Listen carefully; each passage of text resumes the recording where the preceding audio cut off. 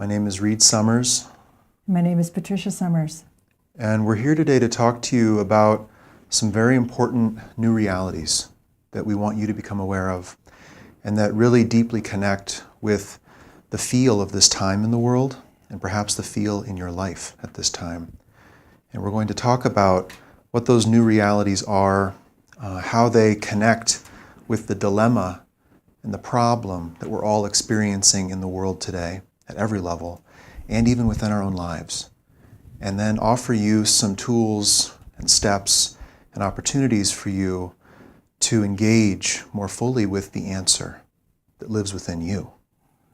And so that's our purpose here today. And we're also here to talk about a very special gathering with a very special person happening this upcoming week, starting on Wednesday for 5 nights, live every night, where we will go deeper into these new realities, talk about what they all are specifically, and really take the deep dive on how they are connected to the feel of this time and to the greater challenges that we're all facing in life. So that's where we're going to head today, is into those new realities and into this very special gathering, which is called the Messenger's Vigil, taking place this week, live all around the world. It's free and open to all to participate. So Patricia and I first want to touch on perhaps the feel of this time in the world that we're all experiencing every day when we step out of our front door, take the drive to work. As we look out on the city, on our workplace, on wherever we find ourselves in the day, we are all confronted with a world that feels increasingly dissonant and divided, conflicted, and disturbed, you could say. And we're going to speak on this for a little bit, and then we're going to talk about why. We're going to give you a very clear and big picture as to why the world feels this way.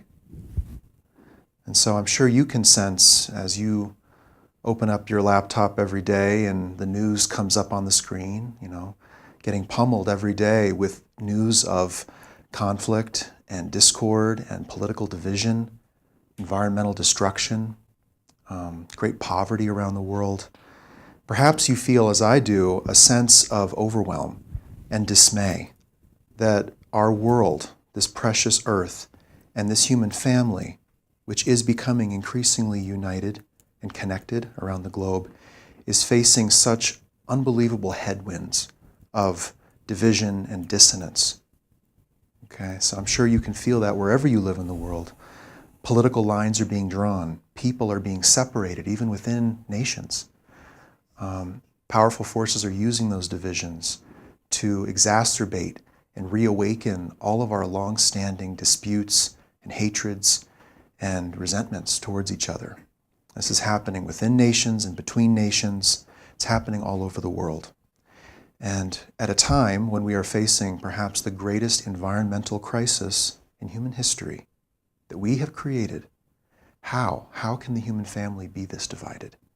How can we be this out of touch with reality? How can we have this much challenge coming to the table to make the compromises we need to make for the survival of the human family on this planet Earth? How? I'm sure you have found yourself asking that. How? Why? Why now? How can this be? This cannot be. And it's no wonder you feel that way, because around the world are people who are whole world people, born from the beginning with this sense of a human identity, of an earth home, instead of the identity of a nation or a religion or even a tribe, and home being a city, a country. No, many people in the world are whole world people. They're future connected people. They're connected to the future, what's coming over the horizon, less connected to the past and where we've been. And for these people, the world is a struggle. It is a struggle to make sense of this place and to feel at home here, to feel at ease here. And a further component as to why that is because some of us are connected to life beyond this world. And we're going to speak more on that in our broadcast here together. You know, what Reed is talking about is the feel of ourselves. The feel of ourselves. As the news is coming in, there's something being struck and that is responding within us.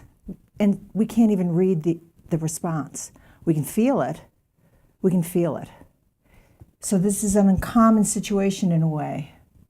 We become ever more aware of the world, ever more aware of the world's place within a larger universe, ever more aware of all of us that is humanity, as a race, and then of course nation by nation and hemisphere by hemisphere, let's say. But then there's the person by person, and then there's the person, which is us. And there is an awareness growing. There has been an awareness growing within us. And yet, when we check in, what do we feel? Well, amidst our striving, maybe goals, dreams, aspirations, disappointments, amidst all that, there's sometimes a gnawing feeling like, where do I need to be? Sometimes it arises to the extent that it actually is a question we pose to ourselves. We have the feeling, we pose the question, like, is there somewhere I need to be? Is there something I need to be doing? Where am I? Who am I? Who am I? And then, there are these native kinds of responses. There is a void. There is a void. Somewhere between us and the surface of life, there exists kind of like a void. What would happen if I could traverse that void? Strange question, right? Why would we do something like that? Because there's something inside of us that is the source of this response to the world that we've been feeling, potentially. It may take us some time to even come to some notion that this is so for us, but this process is going on for millions and millions of people in the world, in the face of everyday life, raising children, fending off who knows what kind of difficulties in your environment, whether it be environmental or political. I mean, some of our peoples in the world are contending with unbelievable situations, and they feel these feelings still, if you can imagine. So, looking for this sanctuary within, because there's this world, right? There's this world. And some of us are compelled sort of initially inward instead of outward, amazingly. And it may have to do with our fundamental nature, perhaps, just how we were formed, who knows? Yeah, and I think on the other side of that coin are all of those who look out at the world and feel that dissonance and that overwhelm and that overload of experience, and they seek escape. And that's probably all of us. We've all sought escape at one point or another because we just don't know how to deal with what we're seeing out there, what we're feeling within ourselves. We don't know how to get from where we are to where we need to be. It's not that simple and straightforward. And so we seek escape. And we feel quite given up. And we plunge ourselves into all manner of distraction, addiction, avoidance, low self-esteem. We struggle. We feel pain emotionally and mentally. And that may be where you are right now, and that's okay. That's where millions, tens of millions of people are right now. And it's for a good reason. They're not at fault for that. It's because they are sensitive and they are sensing into the state of the world, the future of the world. And they can't shake off the deep and abiding knowing within them that they are connected to that future. It has to do with them specifically, but they don't know how to get to it. Culture doesn't validate this sense of greater destiny, of a certain place you need to get to, certain people you may need to meet, a certain purpose that has your name on it. This is not something most people are taught about when they grow up. This is not something that is confirmed within us as we go from childhood into young adulthood. Most of us, all of us really are conditioned based on the culture, religion, family we grew up in, The ideals of that culture or family or religion are projected onto us. We are told if you fulfill these things, you will be happy, you will be successful, you will be a good human being. And so we do that. And yet what we find is that it's highly unfulfilling. We lose touch with the deeper thread of our life, the thread that was leading us out into the unknown, to where we needed to go, the people we needed to meet. We lose touch with that thread. And the state of the world, as it grows darker and more challenging, pushes us inward, pushes us back into those escapes. And so we find ourselves in a dilemma. And maybe that's where you find yourself right now, is in a dilemma. And you don't know how to get out of that dilemma. And I feel and I resonate and I empathize with that dilemma. I've experienced it myself. But there is a way out of that dilemma. There is a gift being given into the world right now, a revelation that can show you the true context for life on earth at this time, where you fit into that context, where it's all going, and what you individually can do to tap into the deeper spiritual mind that you carry, which can lead you, guide you out of your dilemma and into the life you were meant to live. So there is a way, and I want you to feel that. Patricia and I want you to know there is a way. It's being discovered by growing thousands of people around the world, lived by those thousands of people, shared. A community is emerging. People are undertaking a preparation both to respond to the evolutionary needs of this time and also the evolutionary needs within them, to eclipse this small, boxed, perhaps painful existence that we find ourselves in, and to become a participant in a greater community of life. So this is possible. And it's destined to be. It's destined to be that we would eclipse our conditioning, that we would find a way out and be reached here in the world, this crazy world in which we live, be reached by something or someone, a message, a group of people, something would reach us and would awaken something in us and confirm that we are not alone, that we are not who we appear to be, mind and body, and all that we've become, all that life on earth has made us into. There's something much more natural about us, which we have yet to find. That would be awoken in our lives. So this is what we're here to talk about today, is this awakening, this emergence within the individual, and then the planetary emergence, where our world is going. And yes, it looks like it's going in 1,000 directions, or maybe it just looks like it's going down into the ravine as fast as it can go. But in fact, not really. There is an evolutionary path our world is taking, out of tribalism, even out of nationhood and smaller identities, into a world identity, to become one world in a larger universe of life. So we'll be speaking about that. We encourage you as you go about your affairs on a day-to-day basis, and I'm sure you do, but to listen. What I'm saying is a little bit of seeing and listening combined. What do you see and what do you hear? So you drop down a couple of levels and you look and you listen. And you know what you hear. It's an interesting experience to listen a little deeper down than up on the surface, amidst all the conversation and the fray and all the activity and everything going on, the problem solving. To drop down, to listen, and not just to people, to the world itself. I think I heard a piece of news recently, and I was not aware of this, But when I heard it, it struck me. And it was that, I believe it was in Kazakhstan in 2015, it was noted that 200,000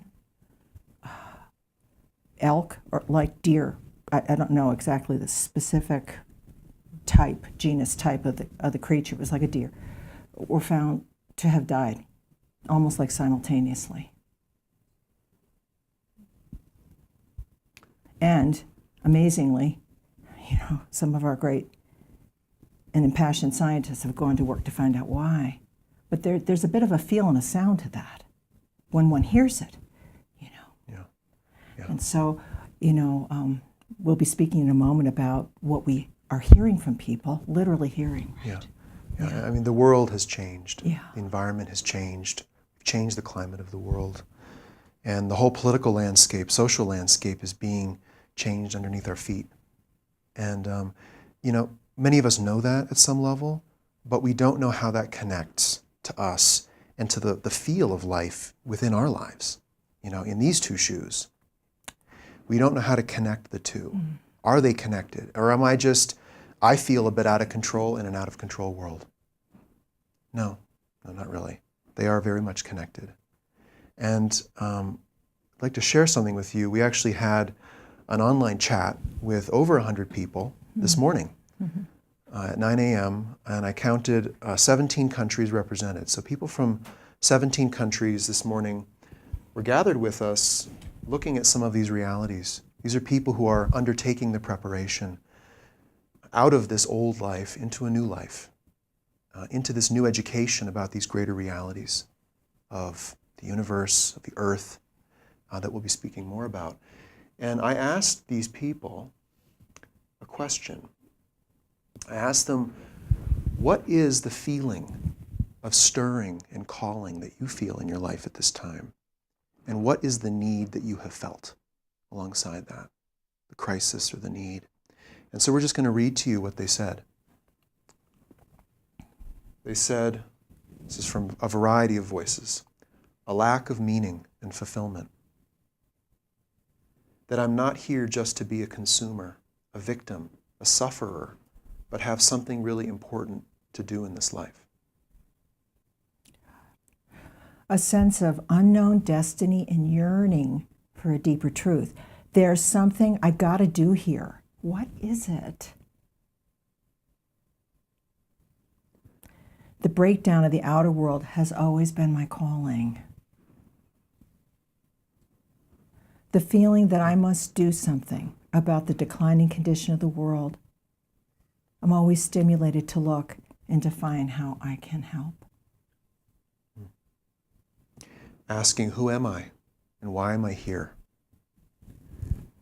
I always knew I was looking for a real reason to do something. Someone else said, feeling increasingly discouraged in pursuing the things that had been the sole focus of my life until that point. It was the disappointment in my life, a great one, which led me to ask the fundamental questions of my existence in this world. Can you imagine the gift of a disappointment? A big one. Amazing. I felt a recurring sense of what is really worthwhile in this life, what can it hold, what can it contain, and also the deep concern for the state of the world. Someone else said, I'm sure maybe you can resonate with this, that at one point in their life, they said to themselves, there has to be more to life than this. This being, the shallowness, the frustration, the confusion, there has to be more to life than this.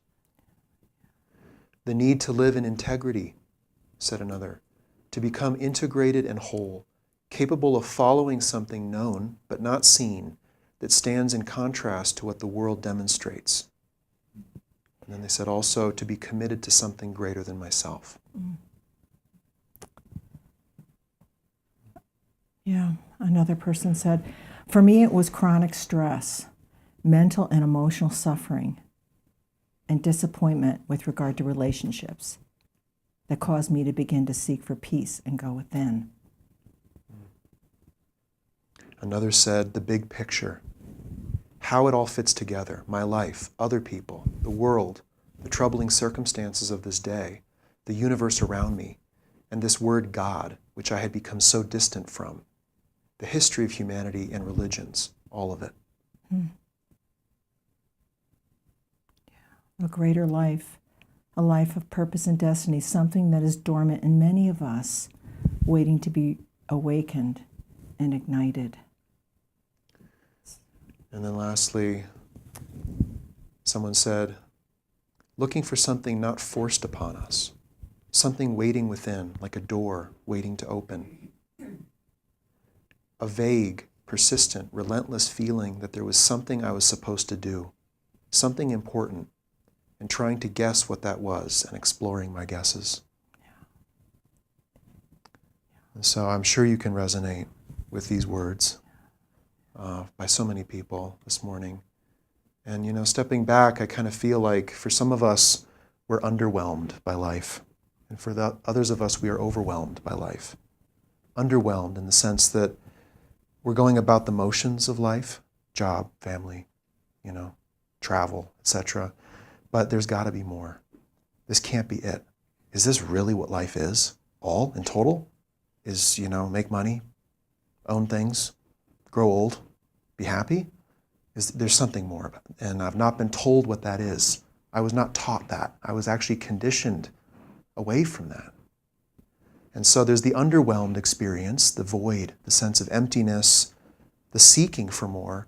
And then there's the overwhelmed experience of feeling swamped, you know, just too much experience and stimulation and input rushing over you all the time, needing to find some sense of reprieve or sanctuary, seeking out nature or maybe a house of worship or just being alone to get away from too much doing so that you can be, not have to do all the time. So both of these, I'm sure we've all felt in our experience. Yeah, I was pretty moved of seeing these responses to the questions posed, and what this community of people seemed to be exhibiting was pretty profound levels of self-insight and self-knowing. And that in and of itself, for me, was both inspiring and consoling, because consoling, when I say that, is this is not what I knew in the earlier times in my life. People, as I knew them, family members, friends of siblings, whomever, didn't seem to be able to come forward and even be able to confide how they feel. Reveal that even, let's say. Maybe not. Maybe it wasn't about self-revelation. Maybe it was about self-knowing. You know. And so to see this degree of self-insight and self-realization, it's good. Because this can lead ultimately to action, perhaps. But anyway. Yeah.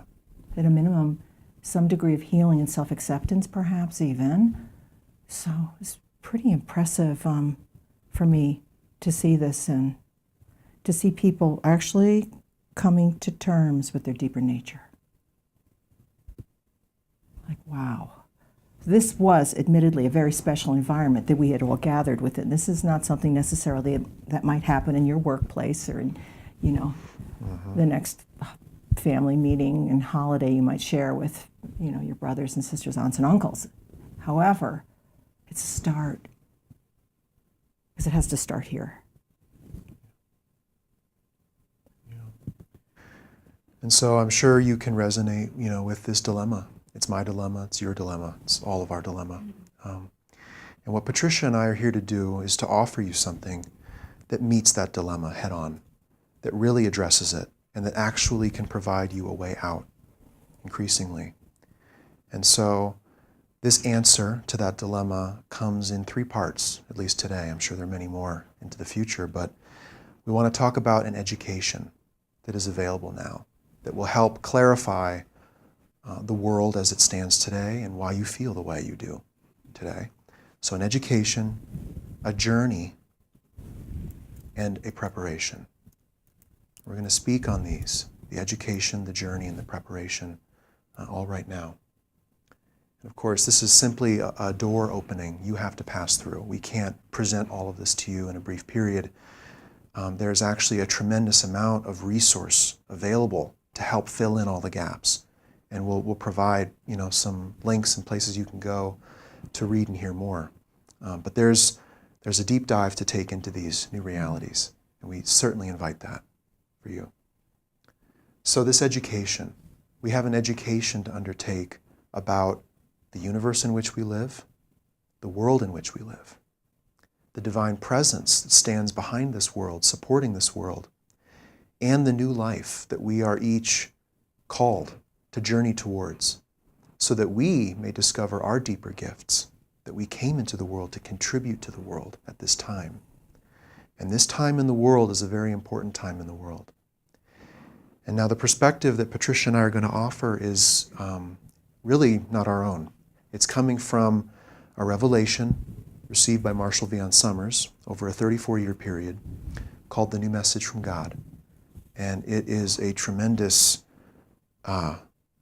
text and teaching that reveals all of these new realities in depth and presents a daily practice and application that all people can undertake to prepare themselves for these realities. Standard disclaimer, there is no catch here. Okay, this is all free online. You can go and download these resources, read them, study them on your own with others. This is really a gift to the world. And my father, Patricia and Reed Summers, and Patricia, his wife, right here with me, my father has walked a long and difficult journey over 34 years to receive this message, which is really a message for you. And he's giving it to you. And we're giving it to you today. But I invite you to look deeper into the new message from God. There's so much there to fill in all the gaps and to take you forward.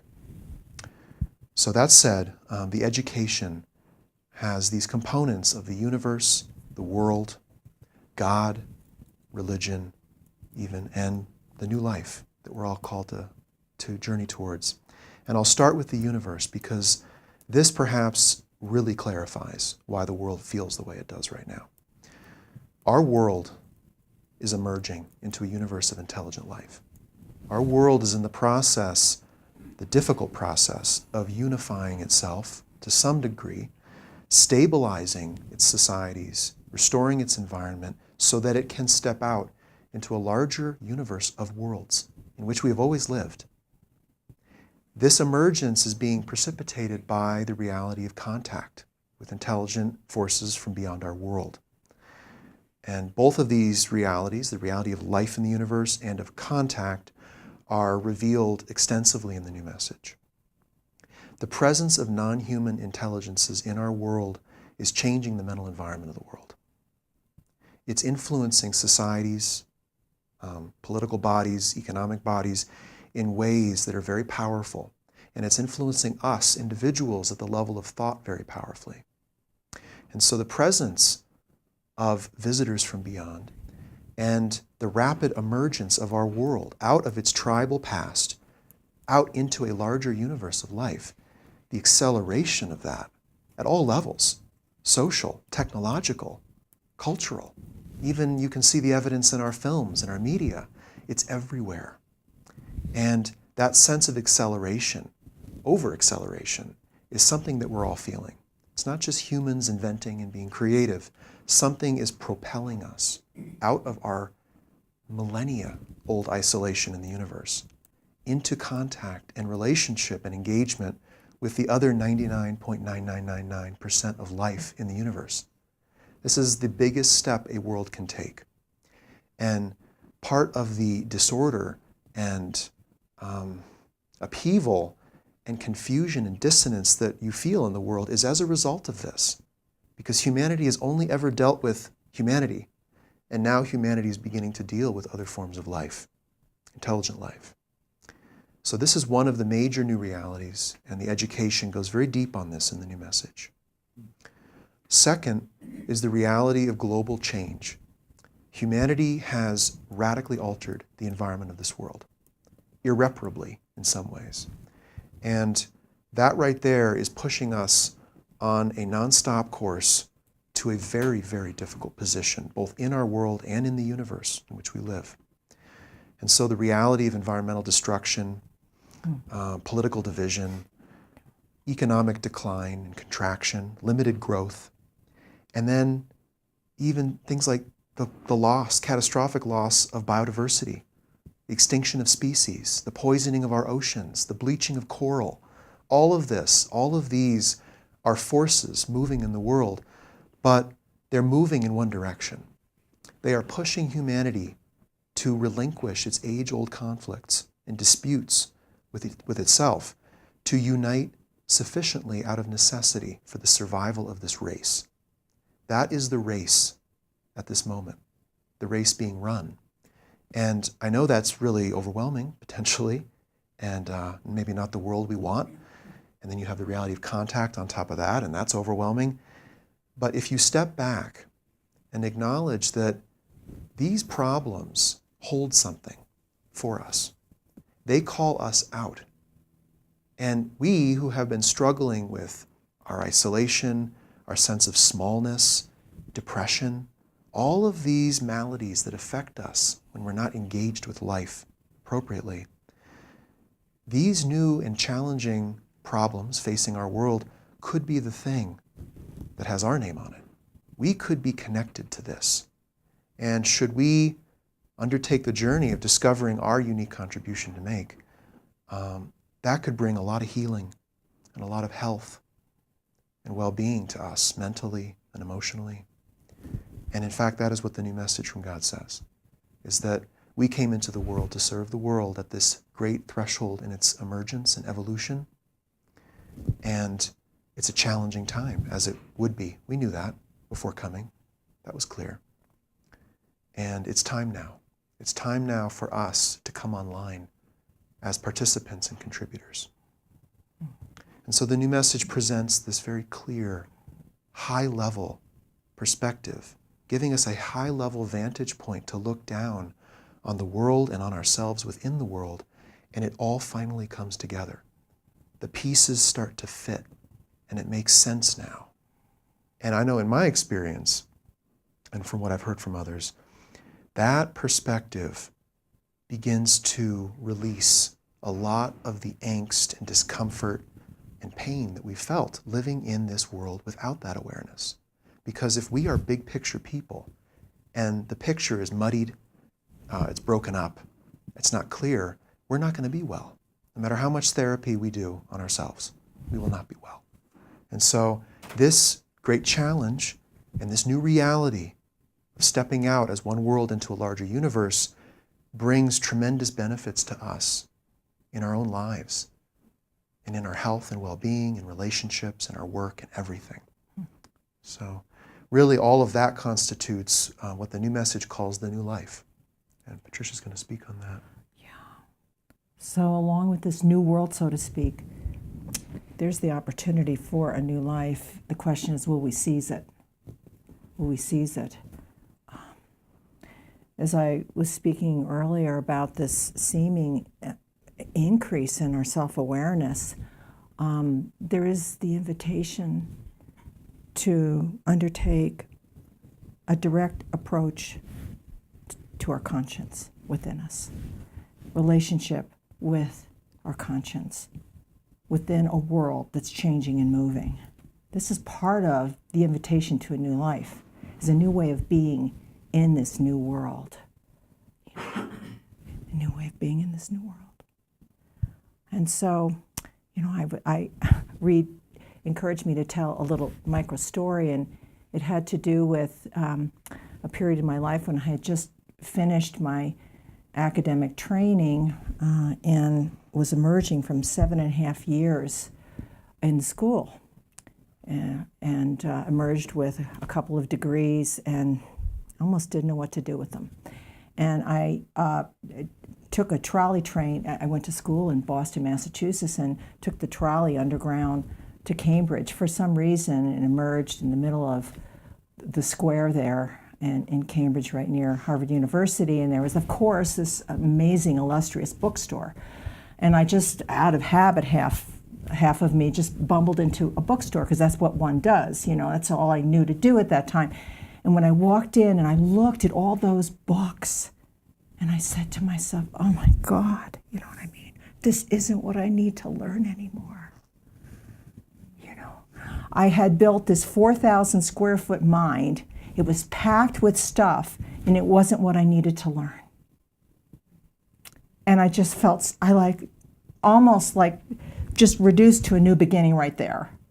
Like, I did all that, I learned all that, and now this, it was such a genuine feeling I was having, but it was a calling. It was a calling. It was a calling to go another way, Not to relinquish or leave behind totally. This was good, but there's another way to go now. And so there's a journey to undertake, potentially. You may feel it. You may not be ready for it. You may be. But there's a journey, you know. And usually that would require both new experience and some kind of preparation. Another preparation. So what will that be? It's just so hard to get your head around this when it's so indefinite in your mind. You know, sometimes we have an idea, and sometimes we have no idea, you know. But there are steps. There's usually just one, like right there, to take. You can feel it. So you take that step. You know, you take that step. And some of the people in our world who've made the greatest contribution began their process of contribution in this very humble way. When you read the stories of their lives, it began with a step, the step that they took. It may have begun with disappointment. Yeah. It may have begun with a true low. Yeah. You know, the old saying, the turning of the lowest ebb is the turning of the tide. Yeah.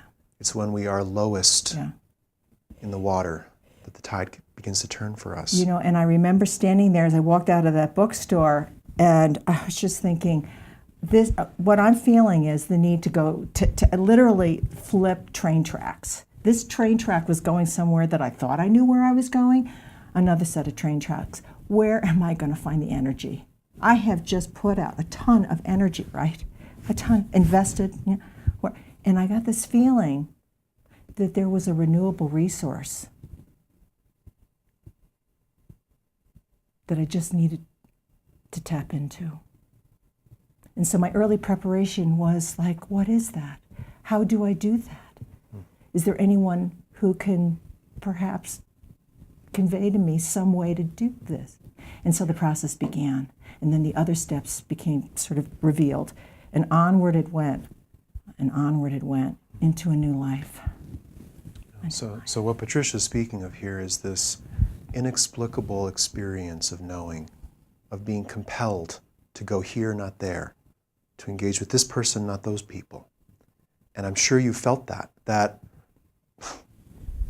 impulse or directive or sense of must or must not that you just can't account for to others. You can't explain yourself. It's not in your conditioning to do that. You wouldn't do that, maybe, even as you. It's something you feel compelled to do. And we've all had moments in our life when that has come upon us, but the opportunity now is to engage with it ongoing because it's trying to get you somewhere. Yeah. You hold a gift that is to be given into the world with certain people at a certain time and in a certain way. And that gift, in all likelihood, has not yet been discovered. You are not living that life yet. You are not living the life you know you need to live. And that's where we are. And so this maybe random appearance of a greater vision or a sense of calm or assurance or connectedness that we've felt throughout our life, this now begins a journey for us where we engage with that. We follow that inner guidance that we hold, which in the new message is called knowledge, the reality of knowledge, the spiritual mind within us and beneath the thinking mind. So even as we think and want and avoid and embrace and so forth, there's a deeper knowing that's pushing us, trying to get us somewhere so that this gift can come out of us in our life, serve the world that needs that gift. And so part of the answer beyond education and learning up here is the journey of following this mysterious impulse, this mysterious directive, and going where it takes you. And it's not easy. And you're going to need companions. And thankfully, there are a lot of people, at least gathered through with the new message, who are undertaking that journey. But the journey is everything. You know, the new message says that we have so many questions and we want so many answers to those questions about our life and the world. But what is an answer but a form of preparation, a journey to take? an answer, a sentence, an idea. What is an idea going to do for us? We have thousands of ideas, and we're still lost. Humanity has thousands of ideas, and we still can't address the most obvious challenges facing us. It's because this knowledge is too dormant within us. It's suppressed. We are out of touch with that deeper current, pushing up and through all of us as individuals and as a world. And so this is what needs to happen. This is the world awakening. It is the awakening of knowledge, the spiritual presence within all people, so that that knowledge can emerge and communicate and give as it would give to meet the thousands and tens of thousands of needs all around the world. And so this process of awakening is underway. And if you are someone who has felt that stirring, that sense of calling to get somewhere, to meet someone, that there was something important about your life that you just couldn't quite let go of, even if you tried. If you're one of those people, then you are a forerunner for this race. You are someone in whom knowledge is moving, trying to get up and out and through you.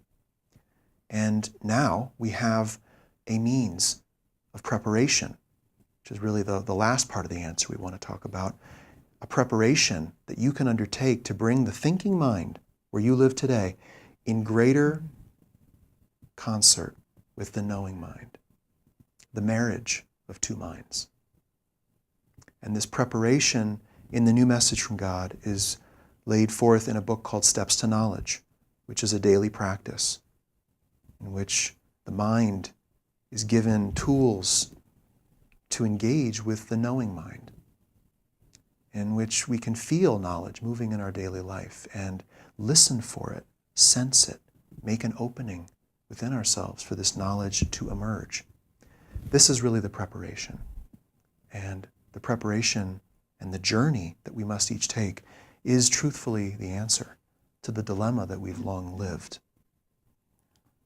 So it's time to bring forward the best kept secrets of our existence. They need to remain secret no more. Yes. Yeah.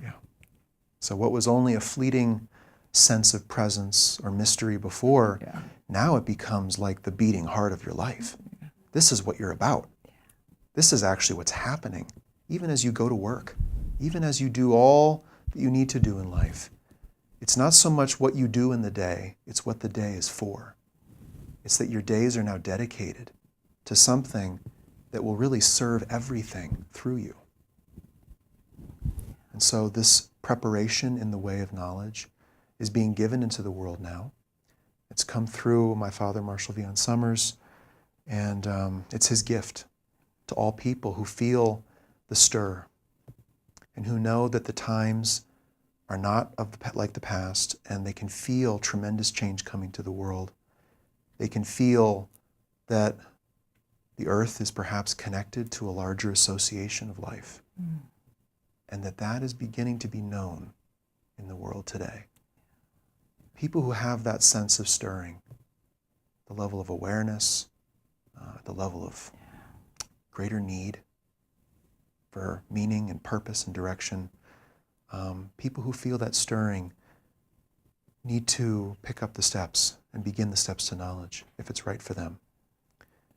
So this is really the opportunity now going forward, is engage with knowledge, take the steps to knowledge, meet others who are doing the same, and meet this man, Marshall V. Summers, who has lived a remarkable, inexplicable life, receiving a vast communication from the divine for the human family, which speaks precisely to the need that we have been living within for so many years, that we've been unable to name or to give a voice to, that need which we've tried to fulfill through all manner of stimulation, identity, hobbies, travel, all the things that we do as human beings.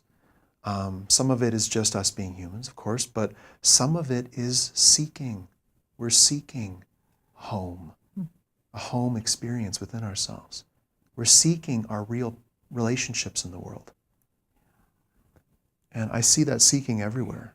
As I go to work, and as I see people roll in with a brand new car. It's like, wow, that's a gigantic car. And is it really the car you wanted? Or is it something else? And I do feel that beneath so many things that we seek in life, there's something deeper that we think is there in it. We think we will feel that sense of empowerment or reprieve or connectedness with others, community. We think it's there, but it's actually not in that. It's over here. You access it through knowledge within you. Knowledge guides you mysteriously to that appropriate community, to that place or sense of reprieve. And so this is the call, is come to knowledge, receive the new message, read this message, hear this message, and learn about the new realities that are becoming manifest in the world today. Yeah. So we welcome you to join Marshall Van Summers, to actually perhaps meet him for the first time, spend some time with him, and with those of us from all over the world who have found the revelation that he spent the last 35 years receiving. We encourage you to come hold vigil with him.